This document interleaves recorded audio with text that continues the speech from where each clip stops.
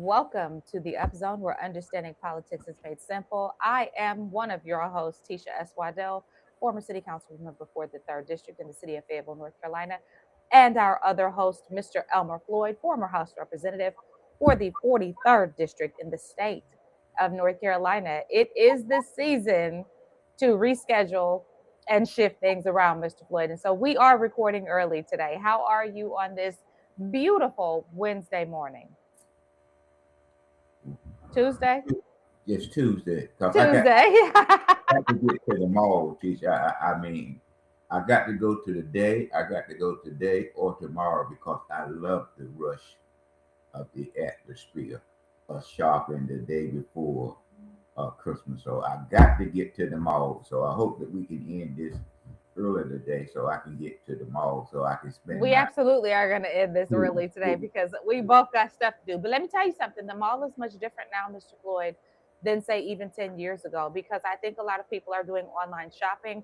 I was in the mall yesterday and you could barely tell that there was this uptick in terms of holiday shopping because I think that most people are Amazoning or going online or Temu or whatever it is they're using these days. well, teacher. I'm not down you, but I just want to get in this rush. I Get understand. to If spend. you want to rush, Mr. Floyd, let me tell you where to go. If you want to see a holiday rush, go to Hammerick's. Okay then. Okay then. Because the people in our age demographic and up, they're still shopping in person and we're shopping at Hammerick's. So go to Okay. Hammerick's and yeah, Okay. if you want All to right. rush. I just want to feel that unique room. Yeah, and you're gonna stand in a line that snaked all the way to the back of Hammerick's. Okay then. That's where I'm going then. That's where you go. Okay.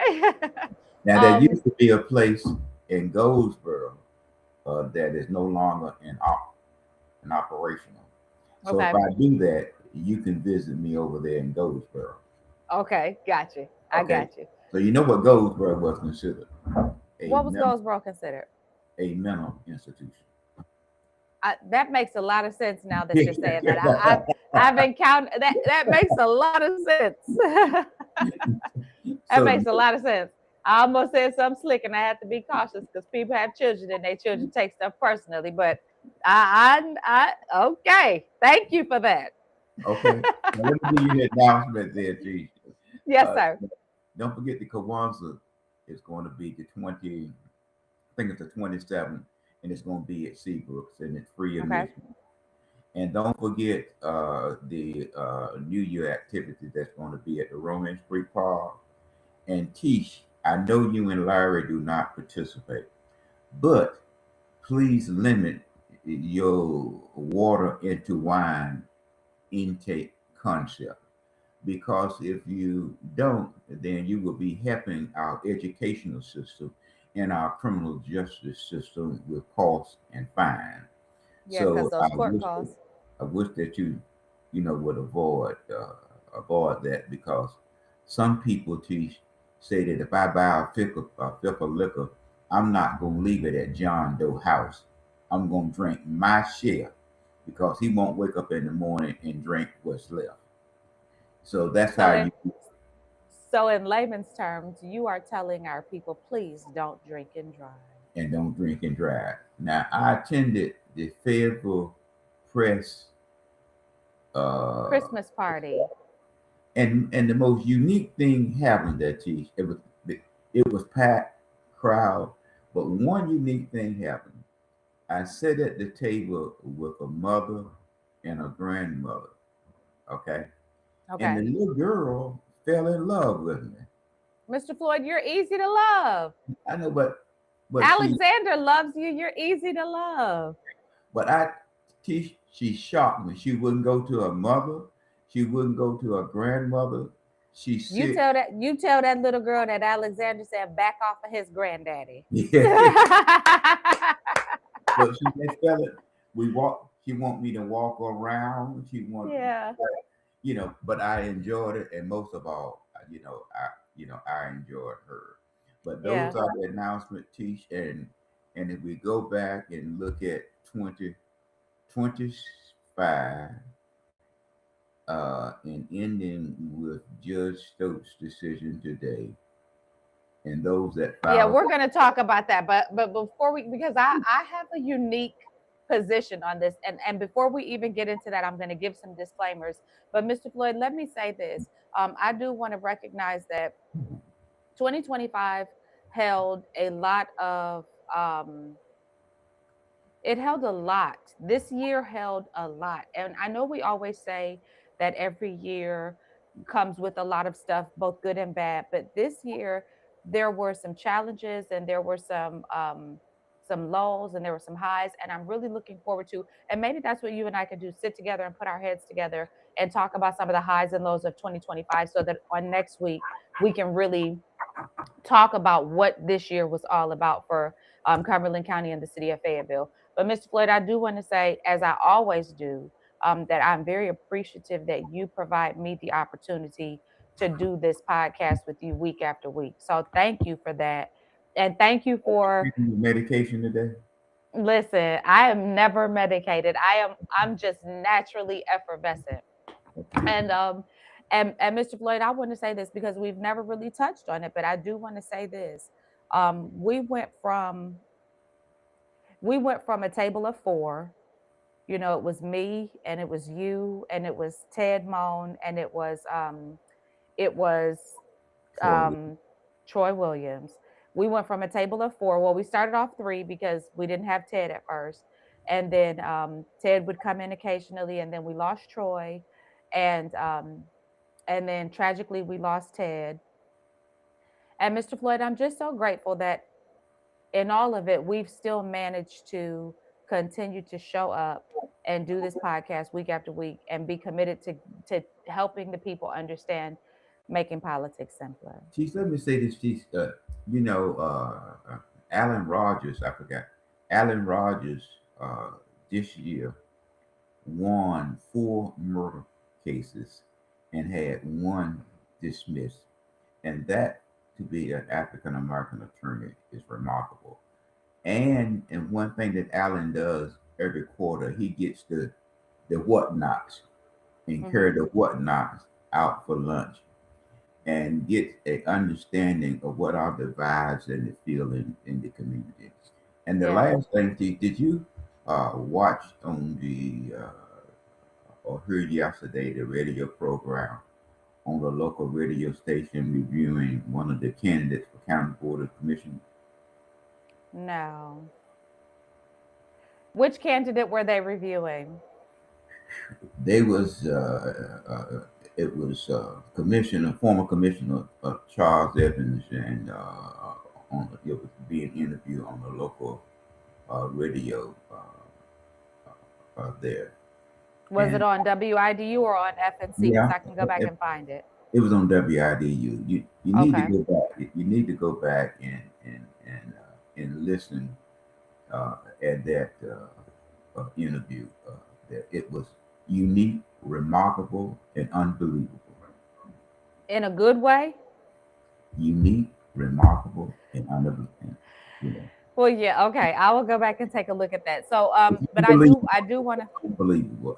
I mean, it seems to me is that when you invite a person to participate, that you would treat them well, or at least that you would give them some fair a fair extension. yeah, Yeah. yeah. Well, But still Mr. Floyd, be challenging. Still be I think challenging. Still be challenging there. oh, You know, absolutely. Now, and here's the that's it's a very fine line to walk. And I think, and I'm gonna say this, and I'm not gonna say no names because I can't definitively prove it. But I think I've pissed off one of our guests, Mr. Floyd, because I I I I I'm trying to be fair and ask well-rounded questions and not just seem like just because I like you and because I have a personal relationship with you that I'm going to just nod and smile. But I think Mr. Floyd, this is hard. It's hard out here to be asking questions of people who sometimes it's hard. But anyhow, let me wrap up my little narrative, and then I would like for you, if you have any other announcements that you wish to give, I want you to do that. But I just want to say to everybody that as we prepare for the celebratory uh high moment of the birth of our Lord and Savior, that I am very grateful for all of those of you in my life that the Lord has sent, that challenge me, that push me, that pull me, that support me, that just show up with me and for me. And Mr. Floyd, you've consistently for a few years been Really? one of those people. So thank you. Really? Have you Absolutely. taken your medication again today? I told you I'm just naturally effervescent. Now you don't let me piss you off today when I start asking you questions. But Mr. Floyd, we also got a comment from somebody, and I want to acknowledge this comment because I want everybody to know that we do read and we do take you very seriously. One of our viewers asked if we could work on our audio because they said that they have to turn the audio up to 100 to hear you, and then they have to turn it down to like 10 in order for the people two doors down not to hear me. So I'm going to work on not speaking as loudly, and I want you to work on speaking up because we don't have any engineers in the room to fix our sound quality. And You I'm know gonna be what, Tish? praying that this year that we can. I'm gonna be praying, Floyd, that we can get some sponsors so that we can get an engineer to be able to do all of that for us. But go ahead, Mr. Floyd. You know, some people have a high pitched voice, and some people have a A low very voice. deep voice. And the Yes. higher the voice go, people think that you're talking in anger Yeah. when you be talking. And so I always take the low pitched voice than the high pitched voice because Yeah. they think that again they think that you're upset, you're mad, you're angry, you're ignorant, you know. So Yeah. that's why and I can I can understand that technology does help that. So we'll work We'll on work on it. We'll work it. on it. Yeah. You got any other announcements for our people today before we move into the meat of No, our no, other than, this is not an announcement, but the filing period ended. let's talk about it. Let's jump in. Let's Yeah, talk about who we see. the filing period ended uh, Friday, and I Hmm. think that we have a full, well, you just have the County Board of Commission, and you have the sheriff, and you have the Senate, both House, U.S., and you have the U.S. House, U.S. Senate, NC House, NC Senate, the County Board of Commission, and the sheriff race. And I think that it's going to be a unique field. And one thing that I want to say, and you sent me a video, Madam Waddell, 2 years ago, and I reviewed that video. And what Hmm. I'm hoping that one candidate uh, will have at least uh, when he get ready to put his signs up, all of his 20,000 signs will be at individuals' houses because he made Wait, it clear. what? He made it clear. He made it clear when he attended a function that you sent me a video on, and I want to remind him when I see him that all of his campaign signs, if he have any, will be in people's yard. I don't want to I'm see. try I'm trying to remember the video. Was this during the mayoral race? No, this was during the general assembly race when two other candidates was at a particular fundraiser, and one candidate boasts real boast. All that person campaign sign was in yards. They were not at corners and intersections. So I'm Okay. just so I'm going You want to see to that? see Keep that all same of his energy. signs. Want to see all of his signs in individual yard. And the other person that's on the county board of commissioners, I want to make sure that all of her sign is in people yard because they are going to have a different. It's going to be a This is about to be a dog fight. Now let's talk about it. Let's yes. talk about it. And here's why I say that. So, Mr. Floyd, we have I'm gonna just go down and let's just spend a little time talking about it. We got a little time today. So when we talk about the Board of County Commissioners at large, there are two seats that are going to be up for grabs. Okay. Mhm. So currently, the two at-large seats that are being challenged are Veronica Jones and Marshall Faircloth. Is that correct? Yes. Okay, so here's who we have signed up to run for those seats. We have Charles Evans, who is a formidable opponent. He's, been in this arena for quite some time. He's won at large many times.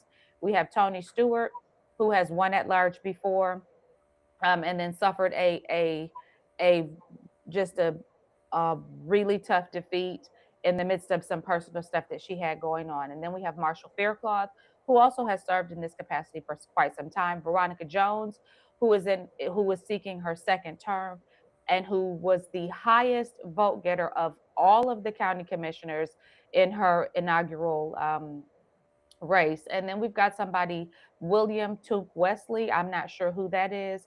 And then we have someone who had been suspected to be running for District 1. And I think the surprise in the announcement was not that he announced to run for county commissioner, but that he announced to run at large, and that's Mario Benavente. So, Mr. Floyd. But I think that Marshall Fairclough, Veronica Jones, and we haven't gotten to District 1. No, not. Oh, wait, I didn't even announce the Republicans. There's two Republicans running, and that's Greg West, who is on the school board currently and has been for some time, and then Ron Ross. So you have a field in the just right there of a lot of very well-known names. Well, Tish, the last time that one time that I ran, I had poll workers, and I was very, because I did not see Veronica Jones nor Marshall Fairclough at the poll that much, and I think there was 8 polling sites, and I think that I covered 5. And I took my poll workers not to pass out my flyer, but to pass out the Democrat slate flyer. They Hmm. were not at the poll.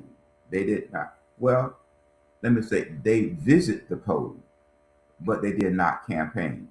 So it's going to be a different ball field for those two individuals, Marsha Fairclough and Veronica Jones. They Well, are, this is going to be a different ball game for yeah, all of these candidates because I'm going to tell you, I suspect that where Charles and Tony are concerned, because if anybody paid close attention to Tony Stewart's first run for county commissioner, she and Charles Evans were very close. And when you saw one, you saw the other. And it was almost as if, in my opinion, as if Charles really taught her the ropes and pulled her alongside and helped her come into this capacity. I don't know that you'll see that this time because they're now vying for the same seat. And so I think that Tony is going to have to stand on her own 2 feet and do her own work. I think that Charles is going to have to lock in and do what he's done so many times before and just run a clean campaign and really connect with the people. I think that Marshall Faircloth is probably in a bit of a unique situation. Who is this William Toomp before I make my comment about Faircloth? I, I may know him, Tish, but I'm not familiar with the name. I've probably seen that person. Yeah, were we not in the South, I would assume that William Toomp was probably a black dude, but because this is the South, anybody can have the nickname Toomp. So I don't know his demographic, but I'll say that Marshall Faircloth may be in a unique position because he's the only white guy aside from the Republicans that's running on the Democrat ticket for at large that I'm aware of. But Now, remember now, in the last election, when they went to the poll, what the African American community asked was are whether you a they D or eat an R? or are. Yeah, And but they've that, got a very full D slate this time, Mr. Floyd. So that's not gonna pan out quite the same. Now, yeah, what's interesting is I'd be interested to know what the catalyst, and I'm not gonna talk too much about this because I feel like after the election, sometimes you have conversations and they should stay private, particularly when they're between two people who were having an unmarried conversation. But I will say that where Mario is concerned, I was very surprised to see him put his name in the hat. And I will we say, we announced that he was going to do that.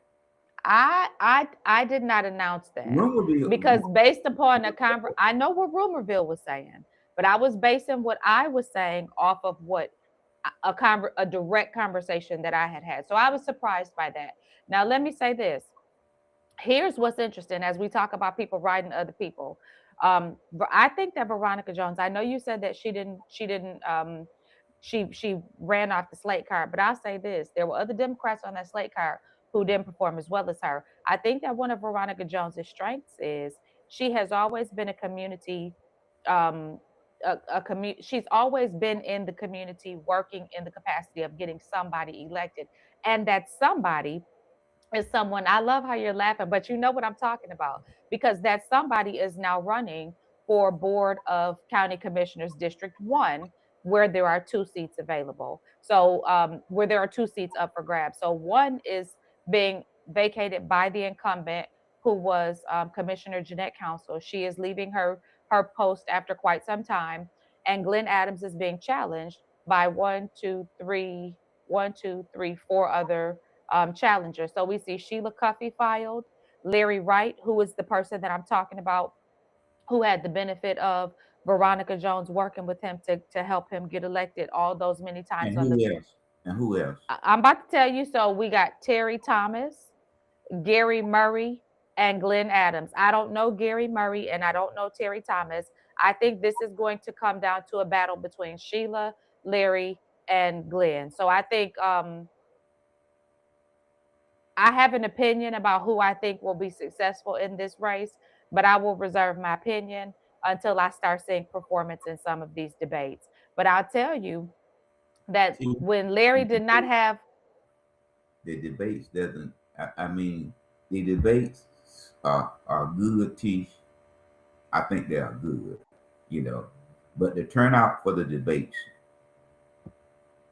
No, I don't think that the debate is going to determine the race, but I just want to start hearing what they're talking about so that I can make a more intelligent decision as to who I would like to support. But let me say But this, Mr. let Floyd. me say this: that before I Hmm. cut that, it's gonna be about education, affordable housing, homeless, jobs, and first responders. That's what it's always about. So that's in District 1. And I'll tell you, I think one of the things that, even though I was very surprised by Mario announcing, I think one of the things that he did well, Mr. Floyd, when he came out and he made this announcement, he focused on E.E. Smith. Well, Tish, now, we talked very briefly, and we was trying to get somebody from the Board of Education to help us to get the audience to better understand what this consultant firm brought forward to the county board. Interestingly enough, we were not able to secure anybody else yet. If there's anybody on the Board of Education who would like to come and have a conversation with us, we welcome you because we recognize that your position in all of this has not really been articulated. And we would like for you to articulate your position. Go ahead, Mr. Floyd. So in this process, we were trying to get someone to talk with us about the overall. Now, one thing that it said in the study, which is, the past board under the leadership of Commissioner Adams had the opportunity to move forward with all the zeal that it had to build or start the process of building a E.E. Smith. Mm-hmm. Now, the consultant had uh, one thing, Teach, that I thought that was unique: to rebuild, remodel at the same location, Mm-hmm. not to build a new school, but And Mario said poo poo to that. In his announcement, he said, that is not what the people of this community were promised. And I'm going to fight for you to get a brand new school. And well, that's a position that might help him in that area. what Teach, But he's running at large.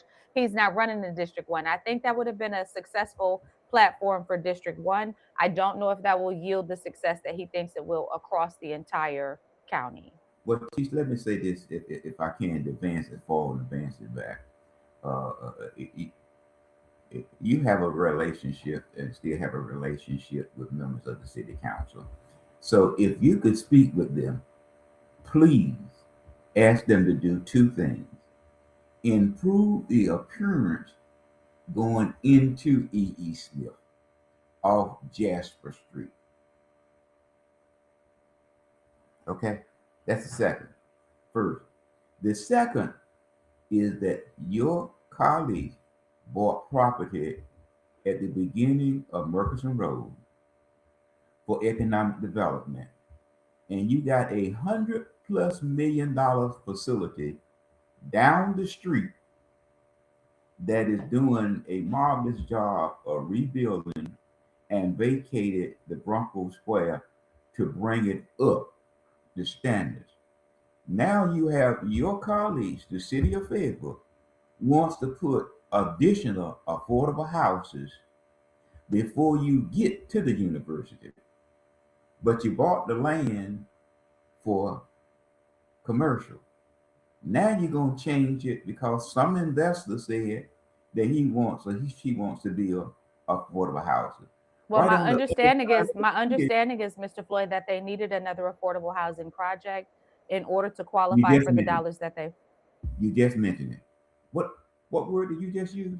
they needed another affordable housing Project. project so that they could Guess what? qualify for the dollars that they're trying to get for the Murchison Road But why you Revitalization want to do Project. that? Why would you want to do that to a multi-million-dollar facility that has over 700 students, that has employment staff there? You have all of these things, but you're gonna put another housing project in before you arrive on this campus. Come on, Teach. I mean, would you do it to the University of North Carolina? Would you do Well, it? wait a minute, Mr. Flood. Before we talk about that, let's finish going through this list. So let's talk sheriff's race. Yeah. We I'm got sorry. so and no, that's okay. That's okay. No, because but that's valid. What you're saying is valid. And no, they would not. They would not, Mr. Floyd. They would be putting commercial stuff around there. They'd be putting shops and restaurants Yes.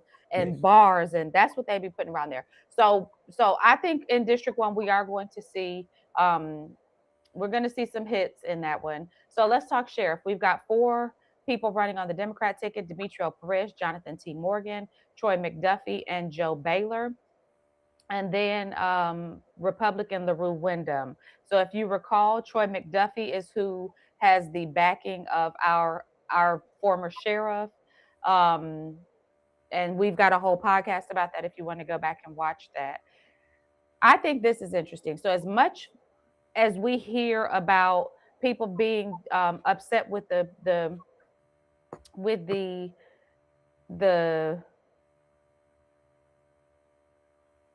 district attorney's office and with the judges and the culture of um, justice in our community, our district attorney is again running unopposed. So Billy West has no opposition.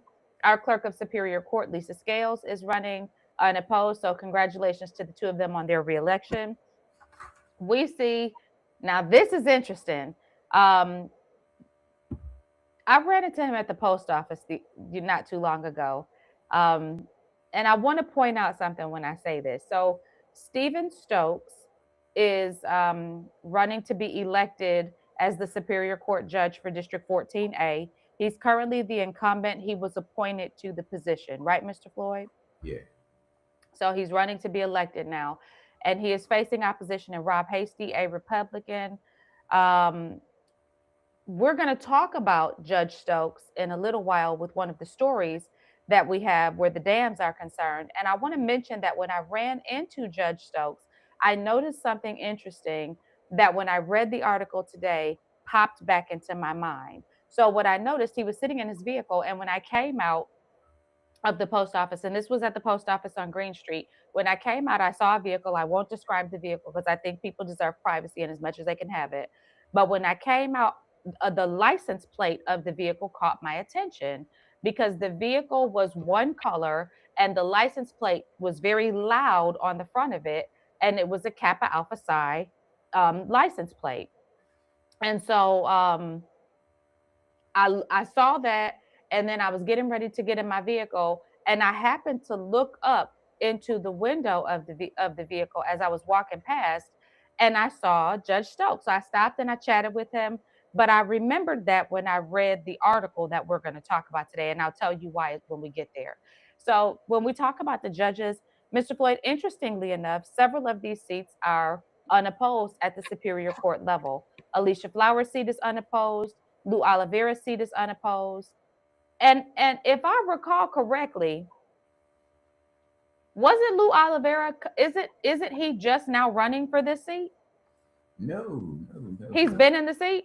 This is his third time, I believe. Okay, so disregard, because I was like, I thought he was a district court judge 5 minutes ago.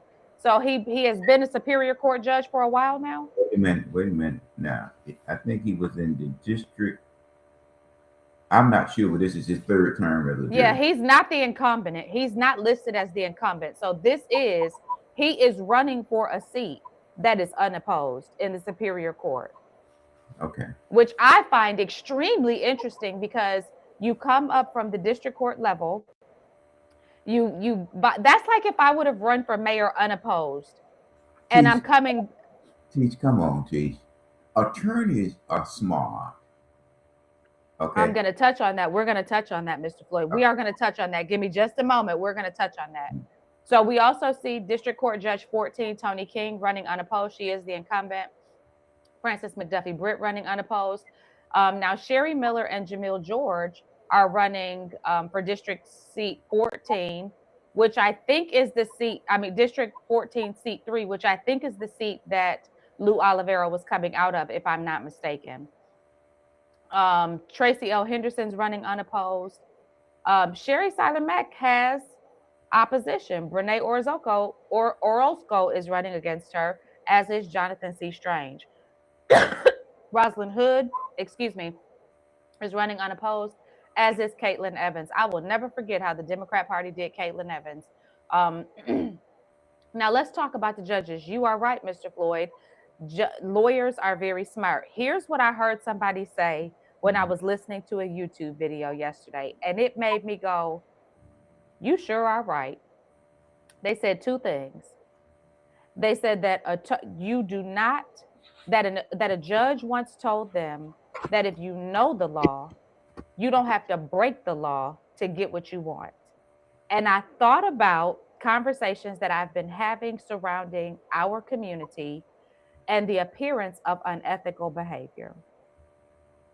If you know the law, you can skirt it without breaking it to get what you want. That's the first thing that the judge said.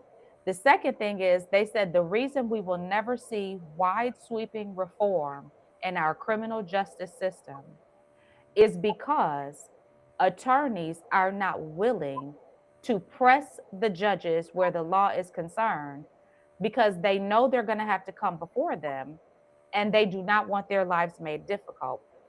In addition to that, they also understand the power of appointments to advance their career. Well, Tish, that's why you see many judge seats unchallenged. Unopposed. Because why would I oppose you and then lose and then have to come in your courtroom and face the wrath? Because we forget that even though the judges are there to uphold justice, they are human. And they know how to apply the law. Exactly. Without breaking it. And your client may lose. Absolutely. Absolutely. And I think that people should really understand that, especially as we see things unfold and we go, why are they like this? They're like this because the system is designed to keep them this way. Now, Mr. Floyd, we also saw something very interesting, and I'm going to probably stop after this because I think these are the last two that are of particular interest. But quickly, we saw Val Applewhite applied for her seat again, and we saw Venus de la Cruz apply to challenge her. I laughed too. I'm glad you laughed. Because I did too. I said, this family just desires to be elected. I hope that they will aim for a seat that's a little bit more attainable so that they can get the status of being an elected official, so they can stop bothering all of us with these campaigns and all of the nonsense that comes along with them in these campaigns. I think that Val will win this. You think? Well, I mean, you want to be positive about a race prior to, but my point of it is that Val can get elected for the next 2 terms, Well, I but think what we may see is her get elected, and I think we may see her actually. I think this might be when we may see her run for mayor because she can do so it'll be a without waste. having to give It'll up be her a waste. seat. It will be a complete waste for Val to run for mayor.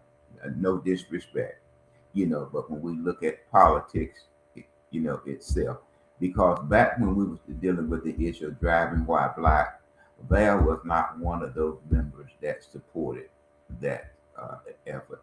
But my Our point, community doesn't, Mr. Floyd, our community doesn't remember stuff like that. okay, Mike Colvin is running unopposed. wait a minute, now, let me finish my remark with Oh, go Val, ahead. Go ahead. and he could run. But what we had to look at, Chief, is the redrawing of the district in 2030. Hmm. And if Cumberland County population remain the way that it is, you will see Val District moving a little bit towards Robertson County because Robertson County now has tribal recognition. And by the way, Madam Waddell, it's red now, not blue. Okay?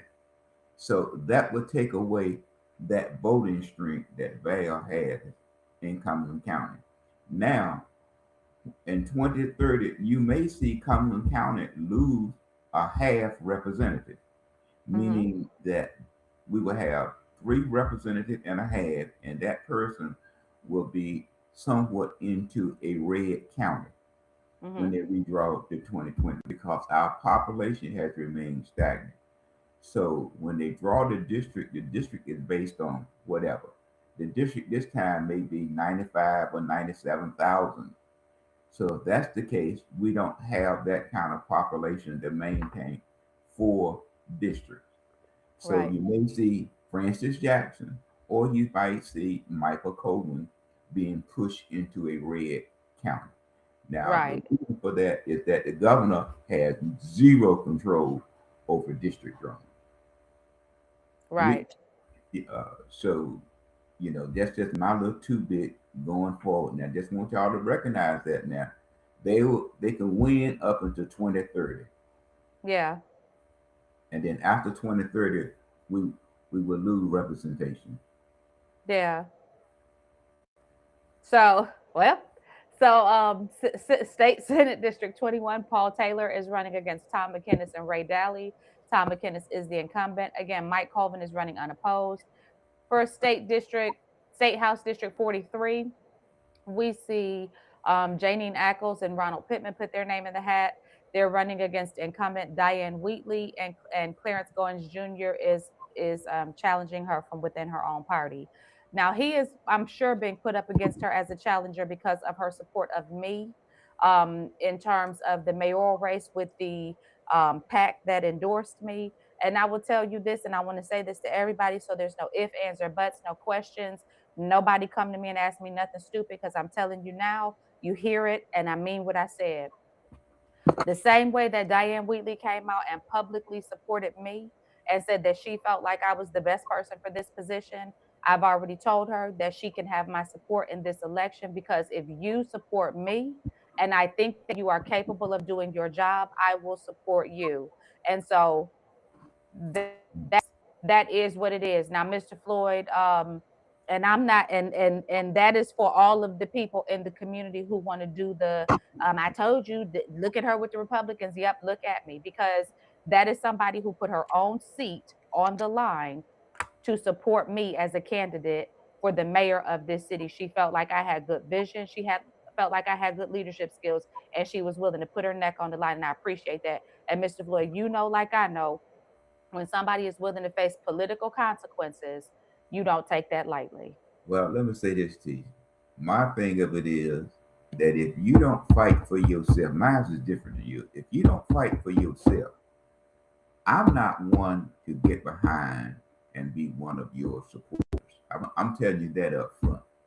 If if you don't fight for yourself, you're telling me that once you gain that position, you're not going to fight for me. For me, You're not going to do it. that's So, right. so you're wasting your time to even ask me, and I'm looking at your track record. Your track record. That's right. That's right. I just And want to let make me tell you something. And let me tell you something, because there are people in some of these races, Mr. Floyd, who will say, "Well, I supported you." And Floyd, you know, like I know, that it's much different to call me and tell me I support you than it is for you to stand up and say out loud to everybody else, "I support her." that's that's a different thing. Now, That's different. what I saw, if we could, and we can come back on this, I saw Hmm. in one election, and people that I thought was genuine and sincere about moving Cumberland County out of a tier 1 district to a tier 2 district. And I Hmm. saw these individuals, and I saw them backing a person with zero experience, zero experience, Right. because they liked Because they that like them. they liked that person. But I Hmm. always say to you, Tish, and I said to you from day one, if you're not what Federal Express, Amazon, UPS. UPS, and the United States Postal System, I can't work with you because I'm Period. already poor. Okay, I don't need no help. I Yeah, I don't, don't need that kind of help. Yeah. I don't need any of that there. But as you know, we talked about. I think you were going to hit on the next is the U.S. Was it the U.S.? Well, Yeah, and very quickly with that. So Charles Smith does have some opposition in this race. And as we get down to the United States Senate, Roy Cooper is in a very crowded field right now, which is to be expected. oh, But did you everybody kind of get looks at him as the front runner. you get Francis Jackson? Oh yeah, so she is Frances Jackson. Mr. Floyd, you always catch me when Yeah, Francis Jackson. He's running against Covington. right, Quaderic Covington. But you always catch me wanting to say something, and I'm trying to learn from you how to be more polished. So we see a field of over 10 people running for the U.S. Senate. For U.S. House, we see Kimberly Hardy has filed on the Democrat side, running against David Rauscher, who is the incumbent, David Buzzard, and Maad Abu Ghazala. And then for the U.S. House of Representatives, we see Richard Hudson has four Democrat challengers. Now, So when you go ahead, you mentioned that Cooper is the challenger for the Democrat uh, party, but the African American community, I'm just glad that we have a whole host of field of individuals running for the U.S. House, because what the Democrat Party has done for the African American community, which is the minority population within the Democrat Party, have told the African American community who they want to be the U.S. House. But if you go back and look at it, Keith, if Cooper really wanted to be the U.S. Senator, he could have did that in 2020 when Holly ran for lieutenant governor instead of Robertson winning the lieutenant governor. The party did not back Holly with the PAC money, in which they said the highest person is in charge of that PAC money, which goes to candidates that are running statewide. He could have ran then, and Holly could have then stepped in and became governor. yeah, He also could have did that in 2024, I believe it was, when there were three Democrats that didn't receive no money yeah, from the Democrat Party running statewide, which the PAC was responsible. Sherry Beasley didn't get the kind of recognition, and also Robert Morgan. We knew that he was going to run for governor when this person opted to endorse Stein and cut off all the finance for Robert Morgan. So, but one thing that I can say, for Mr. Cooper. He doesn't have to worry about campaigning in the minority community. He's going to get 95% of the African American vote. It does not matter. He Yeah. can save his money and spend it in the other zip code because we have the scriptures say it's hard to obey two masters. Yeah, you cannot serve two masters, for you will love the one and hate the other. And then you see your statewide judge positions filed for, and this is going to be, like I said, this is going to be Oh, interesting. The one please, thing I want to know, yes, sir. you mentioned Miss Hardy is running for the U.S. House. Please, teach. That county is just as those counties are just as red Yeah, and she's the only Democrat on the ticket, and then there's two Republicans. So I think that says something. I Yeah. mean, when you look at the alumni, which is right up the street from us, that have gotten tribal recognition, that was a blue county. Under a presidency of a Republican president, and they've been trying for a long time unsuccessfully. Your allegiance goes to where who got your back. Y'all just heard me say. So that's what's Your gonna happen. allegiance goes to the people who have your bag. And they're gonna get them a casino at 95 and 74. I don't want to talk about that doggone casino. Mr. Floyd, let me ask you a question. So as we look at this, do you think that we should expect to see the same level of coverage, the same level of questioning that we see in the municipal race in these races? No. Not at all. It's so unbalanced. And all the questions that, and I want to say this to our audience, all the questions that you all asked us that other governing bodies were responsible for, go ask them now, because these are the bodies that are actually going to be responsible for the stuff that y'all were asking your municipal candidates about. Cut them with the same teeth that you cut your municipal candidates with. Now, Mr. Floyd, I want to go back to what we talked about with the judges. Let's talk about this damn situation. I'm not cussing, you know that. I'm saying DAM, damn. Mm-hmm.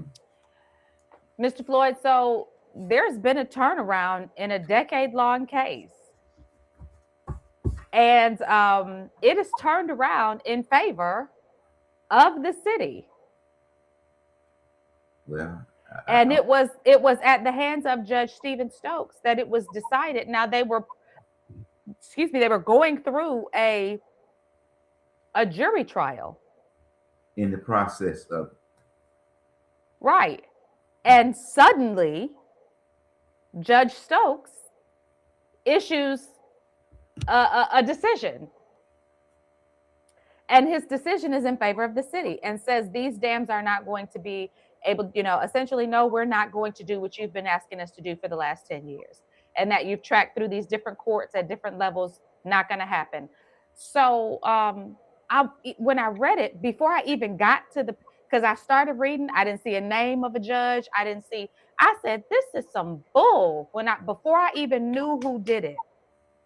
Here's the disclaimer I wish to give. You all heard me say, when I saw who was in that vehicle, I stopped and spoke. I like Judge Stokes. I like him a lot. I've got pictures from when I was running for office, pictures after office. I've got his number in my phone. Like, I like Judge Stokes. I have no issue with him.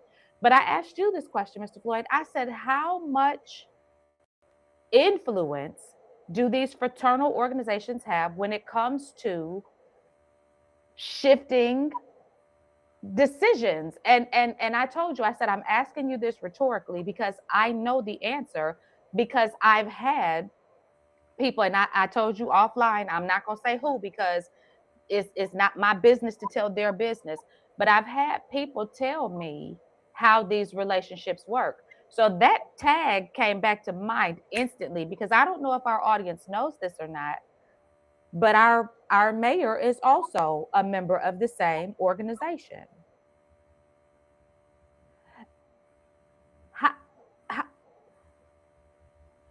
I don't think that it has a. You are part of the wrong group then. You in the wrong one then. Huh? I don't think that you are in the wrong one then.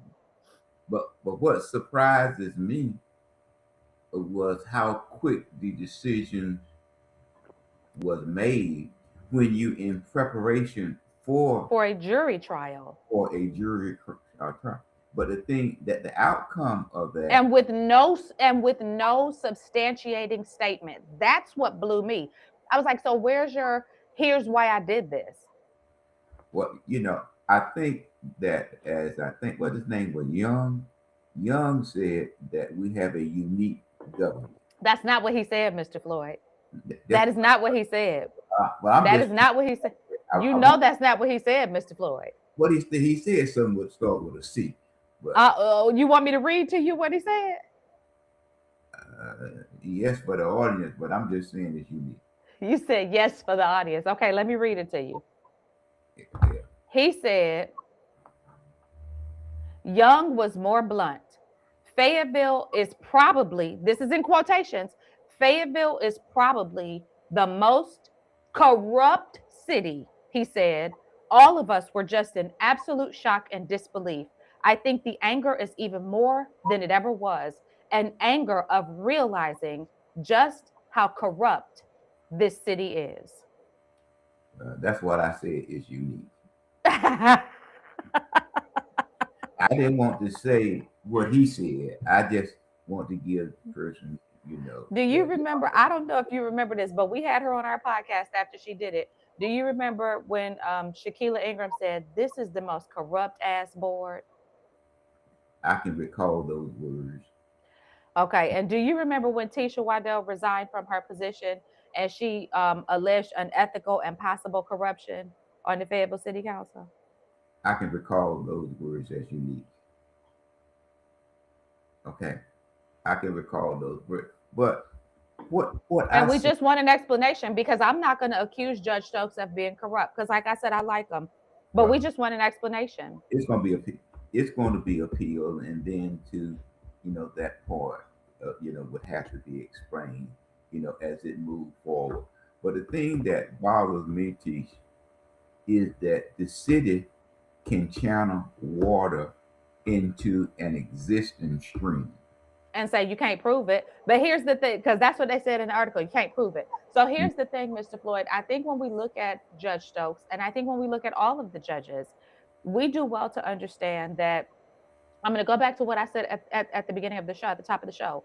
We do well to understand that they do not have to violate the law or their policies in order to give the outcome that they desire to give. They just have to know the law and the policies. And if they know what they're doing, there's an application that can take place that prevents them from being corrupt or engaging in illegal activity. Just like what you just mentioned there, is that the person who brought the case forward looked at the law.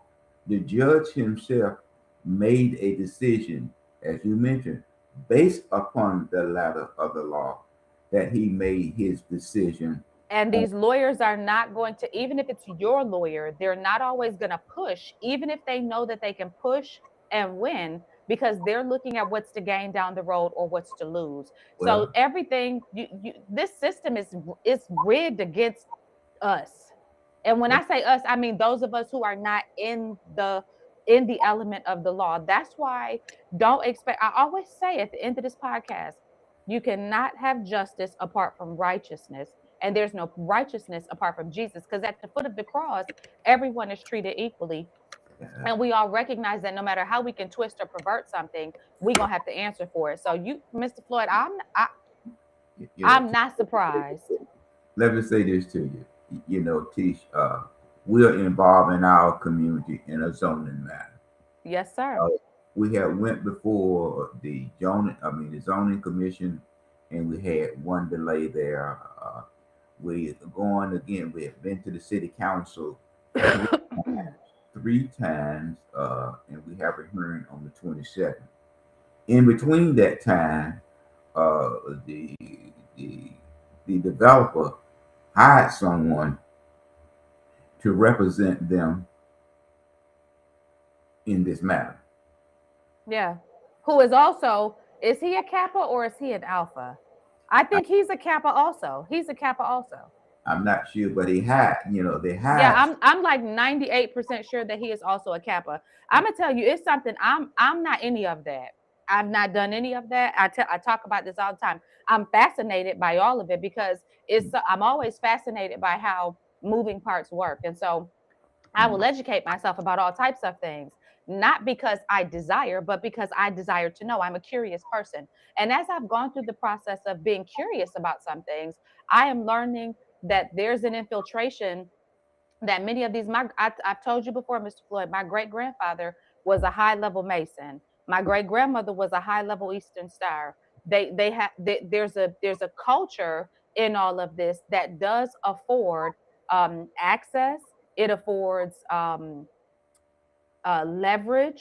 It afford like there's something that comes along with that. I don't think that people would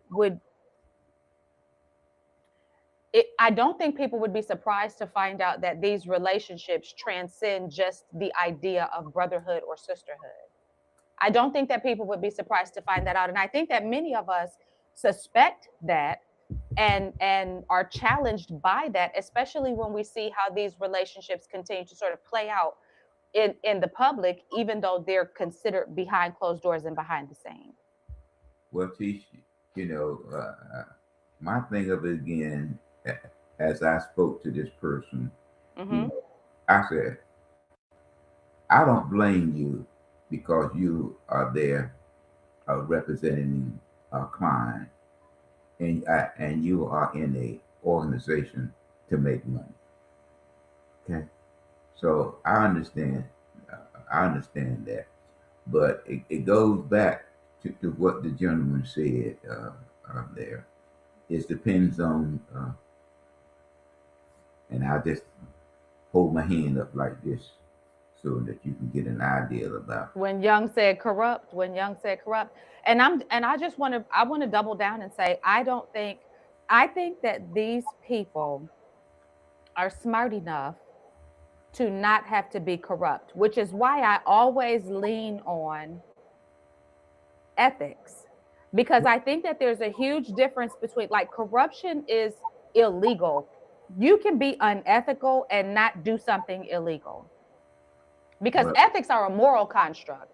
So you can do something unethical and not do something illegal. I can lean a little this way if I know that the law will cover me and not do something illegal. And that's the part that is what makes it so difficult to hold accountable these systems.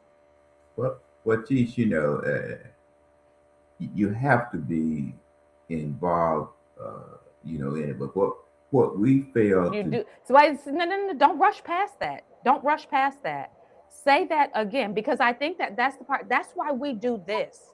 That's why we do this podcast. You have to be involved in it in order to understand the nuance. You have to be involved in it. So when we're telling you this stuff, and sometimes people feel like we're doing the most, but we know what we're talking about. We see the telltale signs. what Tish, it's just like people didn't understand, and I know that we're about to close. Go ahead. You hear both governments say it's revenue neutral. The county is revenue neutral in the city, but yet still from this revenue. No. Plus 6 in the city. Revenue neutral plus 6. So when we saw our tax, and when I get off the app, I'm going to pay mine. Taxes went up 600 and some odd dollars. Yes, sir. Okay. Now when you think that didn't generate money, the county gave the school system 108 Everything they asked for. and turned around and gave them $13 million from the Yes, general sir. fund. Where did it come from? It comes from the revenue neutral. But yet still we see these individuals and they are up for election Yes. and we don't participate in that process. But what you have to realize that just because you live in one district, I'm sure you have cousins and friends that live Who in live that. every You encourage them to look at that person's voting record. Just don't be a car salesman. right. But anyway, But all of this, but none of this works if they engage the masses outside of the media, because the media influences the people to pick exactly what is needed to keep this system the way it is. If regular people got involved and looked at these things through their own lens, the system would fall apart, which is why they don't encourage that, which But is why we don't have people throwing money at us to help us spread the narrative of why? self-sufficiency and figuring it out for yourself, because that is not what the powers that be truly want. Why? When when we can go into a community and pick certain leaders, okay, pick certain leaders. In this community, Chief, a Hmm. community that I had an opportunity to bring $132 million. Senator Revere bought in $413 million. Do you know the two of us were voted out of office? I know. Voted out of office, and we I are know. a tier one community. So, my dear Tish, I just wish you the most Merry Christmas, and I hope that our friends will look at the upcoming election and put people in that may support a change, but I don't see it. Yeah. And stop being so fixated on the DNDR. Mr. Floyd, what would you like to leave our people with today? My dog is tired, and my dog don't want no bone for Christmas. Don't want any bone. Don't want any handout. We'll just He'll just barking to ask you to be more attentive to his bark. That he is not barking, and when a dog barks, his tail is pointed in the way that his vision is seen. He's Yeah. not barking just to bark. Yeah. And I will, of course, as I always say, that there's no justice apart from righteousness, no righteousness apart from Jesus. So if you want justice, you got to seek Jesus. And as we prepare to celebrate the epicenter of the holiday season, which is traditionally symbolic of the birth of our Lord and Savior Jesus Christ, I want to say happy birthday, Jesus. And I'm glad that he saw fit to step down from heaven in human form to help me out, my little raggedy self, because I couldn't have done it myself, Mr. Floyd. And I just hope that you guys will give yourself some grace if you're lonely this holiday season. I'm gonna tell you one of the quickest ways to find some joy in this season is to go and serve somebody else. Go to the Salvation Army, go to Urban Ministry, go to any of the nonprofits that are handing out toys, and go and serve somebody else. And you will not feel so lonely, and you will not feel dejected and rejected, and you will find joy in this season. Mr. Floyd, I appreciate you. You tell Mrs. Floyd I said hello and Merry Christmas. Are you doing another Cornish hen, or are you? Are Now I had a little problem with that Cornish hen. That's because you tried to fry one Cornish hen for 45 minutes. Yeah. So I think I'm gonna go and buy Okay. Well, everybody, enjoy your break. We will be recording on the 31st of next week. So we will see you all on New Year's Eve, and it's going to be during the day, so shouldn't be three sheets in the wind if you do like to imbibe. And if you do like to imbibe, like Mr. Floyd said, don't drink and drive. Make sure you like, share, subscribe, follow, tell a friend to tell a friend, and just understand that it's rigged and it ain't rigged in our favor. We'll catch you on the next episode.